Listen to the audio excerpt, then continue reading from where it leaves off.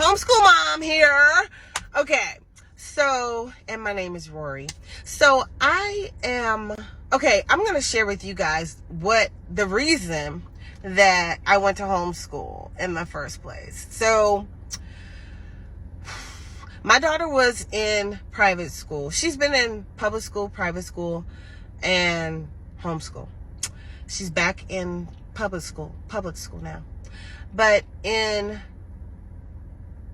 all the schools, what I noticed, it might be the county, honestly, just ghetto.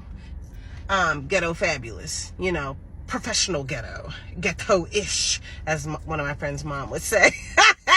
But what do you expect when we're at the bottom, So I found that the attitudes of many of the professionals, the teachers, was just foul and rude, inappropriate, disrespectful, bully-ish.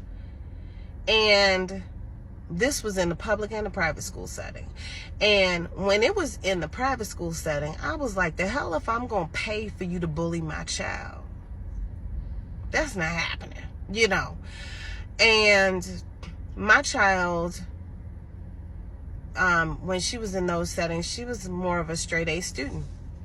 And I remember one experience, she was bullied so badly by this teacher that she went from straight A's, being the top of her class, to getting E's and D's because she became disenchanted with school altogether. The teacher would say stuff like, and go tell your mama that. That's what she would tell my child. In front of the class, she would bully her and then say, go tell your mama. Because I was quick to respond. And my daughter was like a reporter. She would come tell me what the heck happened in school. Good, bad, or ugly. She would tell me what she did wrong. She would tell me what other people did wrong. You know what I'm saying? And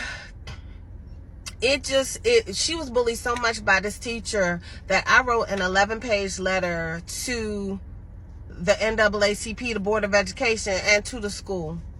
And I went up in there, and the principal was like, I got your 11-page letter. I was like, And I documented everything, okay? And because I was ready to knock somebody out, okay? Bully my damn child. So I went up there, I discussed my issues, and this was at a charter school. And it was supposed to be like an advanced charter school, but I mean, like, really, like, what are the kids learning when in math you're teaching a new skill every day? So you introduce a new skill every day. This is my second problem. Bullies, the first problem, introduce a new skill every day. Okay? It was like 11 different ways to do long division. What? When I was in school, it was like 2. Okay? I mean, one, you can do it in your head or whatever. You did one this way, one the other way. It was like 3. Okay? Why you need 9, 10, 11 different ways to do long division? Why? I don't understand. Why? Okay? But they would have a new skill every day. And then they would introduce it. That's what they would say. We were introduced. And then they come home and I got to learn your new skill because y'all done made up new stuff, right? So I got to learn your new skill and I have to teach it for mastery because all y'all do is introduce. Okay?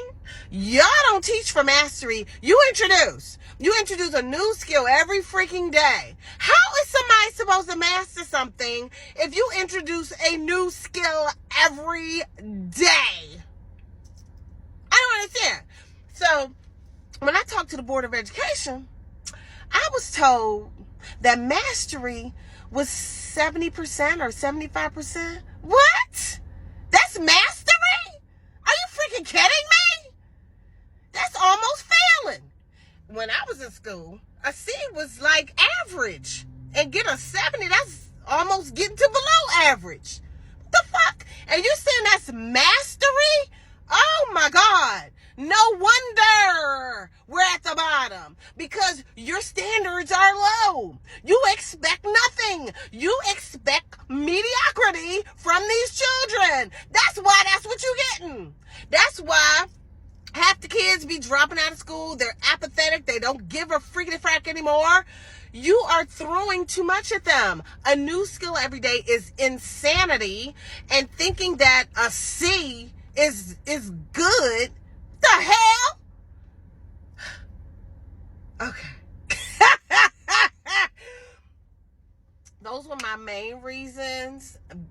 I just felt the school system was ass backwards. And I just was like, this is insanity to me.